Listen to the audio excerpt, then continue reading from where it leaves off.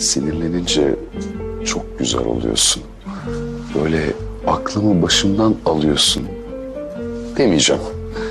Tabii ki bunları evde kocan olarak söyleyeceğim.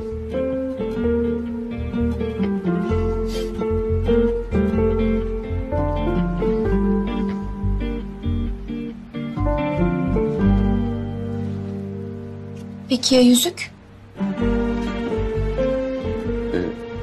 Sen değil miydin karı koca olduğumuzu kimse anlamasın? Ben de o yüzden takmadım işte yüzüğü. Ben sana yüzüğünü takma demedim ki.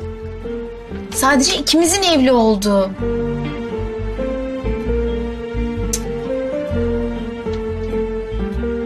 Neyse. Benim dersim bitti. Ben eve dönüyorum.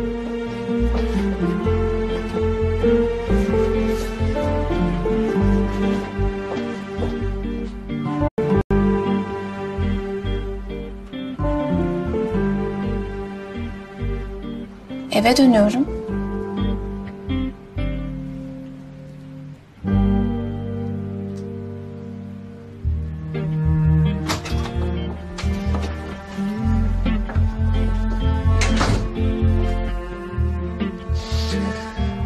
Git bakalım tatlı cadı. Tabii ki eve seni yalnız göndermeyeceğim.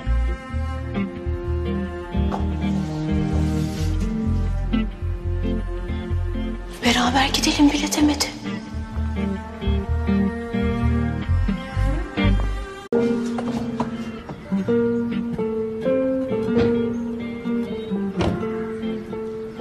Bir dakika. Artık eve geldiğimize göre yüzük de ait olduğu yere gelebilir, değil mi?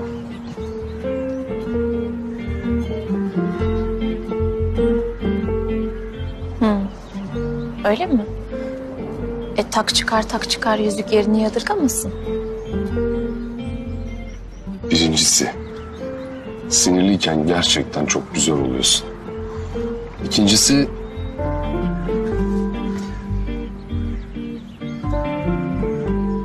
o yerini seviyor, yadırgamaz.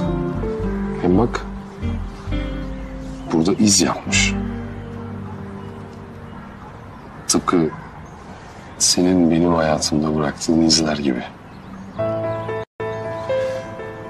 Yüzük parmağımda.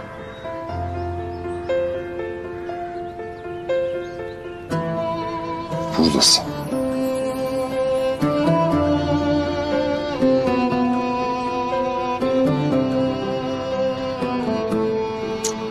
Yapma şunu. Hem emrivaki yaptın. Onu da unutmadım.